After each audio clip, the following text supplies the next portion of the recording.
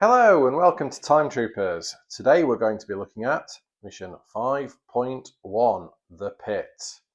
So as you can see, as always, we will read the mission infill story to gauge what we need to do. The next thing we were going to do is look at what dice we need.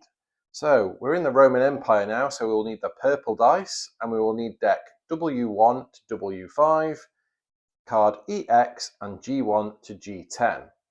So let's take the timeline die and the purple die. Of course, we're always going to need the tokens and our time dial, so we'll take those out as well.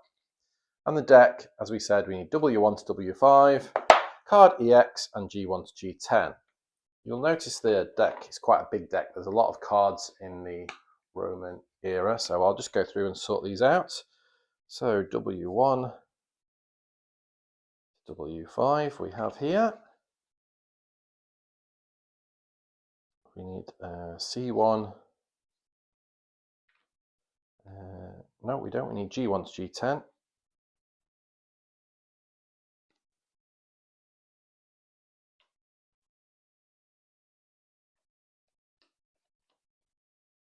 G1. As I said, it's a big deck, so it might take you a while to sort these cards.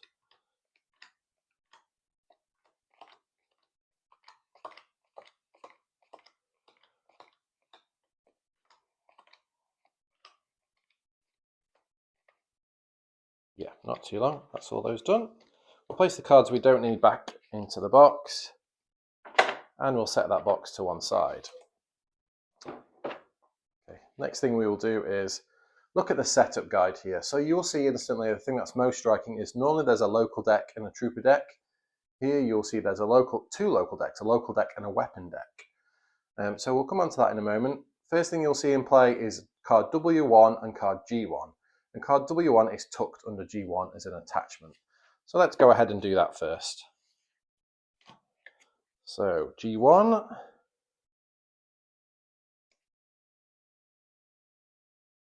is Crixos, and he has an attachment of W1, which is a sword. So same as troopers have attachments, in this mission, the gladiators will have attachments, different weapons, and they will carry with them different advantages. So the sword, for example, gives them +1 attack and +1 defense. So we will tuck that under the gladiator like so. And let's read the special instructions. So the mission brief: defeat all locals and find an exit from the arena. Success: the combat zone is clear and you have the exit card. So we need to defeat the locals and we need the exit card. We fail if 3 troopers are defeated.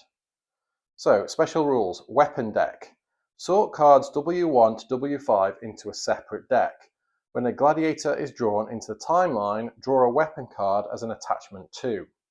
Discard weapons into a separate pile to form a new weapon deck when all the weapons are discarded. So let's go ahead and do that now. So we will take the weapon cards, W1 to W5. We'll give those a quick shuffle, and we'll place them just under the main local deck here. And another rule here is it says place exit card at the bottom of the local deck. This must be located to escape. When it is revealed, add it to your hand. Do not add it to the timeline. Draw the next card instead. So if you remember from the perimeters, we need to have this card in our hand, but we know it's going to be at the bottom of this deck. So we have to survive fighting gladiators in the pit before this card comes out. Once this card is out, we've then got to clear the combat zone. So we will shuffle the deck without the exit card in it, and then we will place it at the bottom and place it there. If we ever had to discard a card, we would place it in the local discard. If we ever had to discard a weapon, we would just place it next to it so that we can reshuffle a weapon deck if we need to. Very easy. Okay, next, let's take our trooper deck. And we'll give that a quick shuffle. We'll put that here. And as always, it will tell us what to do. So it says set up, draw 5, discard 1, and we start with 2 time tokens. It also says we draw a random trooper to start in play in the deployment zone. So let's do that. Let's draw to see what trooper we get. Okay, so we have Rhea in the deployment zone. And next we will draw 5 cards and discard 1. So I'm going to discard complications because we know that's not great. And that would be our starting hand. So we have our starting hand. We have a character in play, Rhea. We have the gladiators here. Just want to quickly go through the final rule here, which is unarm. So it says unarm a gladiator who is engaged with you. As an action, you may perform a stealth instead of an attack. If the trooper stealth is greater than the gladiator stealth, you can disarm their weapon. So how would that work practically? Well, let's say Pally was fighting this gladiator in direct combat. Pally's not very good at combat, so maybe he wants to disarm the gladiator. So to do that, his attack value would be 0 against a defense value of 3, so he's not going to win. But we want to try and get rid of this sword to bring that defense value down. So instead, for his turn, Pally can stealth 4 against a stealth 1. And assuming we rolled a -1 or a +1, that would be a successful stealth. Pally's stealth result is greater than the gladiator's stealth result. If that happens, we would unarm, effectively taking the attachment and placing it in the weapon discard pile. Now that gladiator has 1 less attack and 1 less defense because he's lost his weapon. However, be aware, some of these event cards will arm gladiators as well as you go along.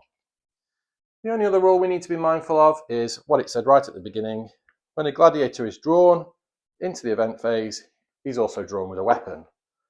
So that would mean here we have a gladiator, and an event. So we would also draw weapons to go with those gladiators. So if we now rolled a 2, this gladiator called Gaul would enter play with the trident. We would then discard these cards as normal, remembering of course to put any weapon discards in a separate pile. If you were ever run out of weapon cards, but not run out of normal deck, you would just shuffle these and place them back into play so that there's always weapon cards to come into play. That's it. Fantastic mission, this one. Very tough. Please remember to concentrate on attack because that's the only way you're going to get rid of these gladiators. Good luck!